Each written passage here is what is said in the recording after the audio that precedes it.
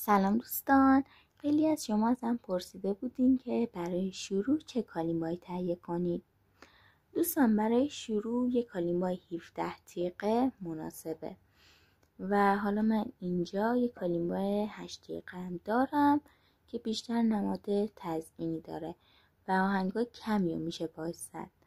حالا ما کالیمایی هم داریم با تیغه‌های خیلی بالاتر که اونا برای افراد حرفه‌ای مناسبه. و دوستان اینم بهتون بگم که سعی کنید کالیمایی که میخرین دو ماژور باشه، یعنی تیغه وسط سی انگلیسی نوشته شده باشه. حالا اگه کالیماتون سی ماژور بود یعنی تیغه وسطش بی انگلیسی نوشته شده بود هم اشکالی نداره، ولی میگم سعی کنید همون دو ماژور تهیه کنید.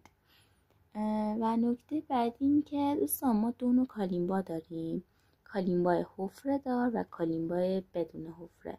کالیمبای حفره دار صداش بمتر و بلندتره، کالیمبای بدون حفره صداش زیرتر و کمتره. که حالا من اینجا یه نمونه کوچیک از کالیمبای بدون حفره رو دارم که حالا صداش زیر و کمه. و دوستان برای خرید کالیمبا دقت کنید که بهتون حتما چکش کوک هم بدن، چون ما برای کوک کردن کالیمبا به این چکش احتیاج داریم. امیدوارم کالیمبا رو تهیه کنید و از نواختنش لذت ببرید.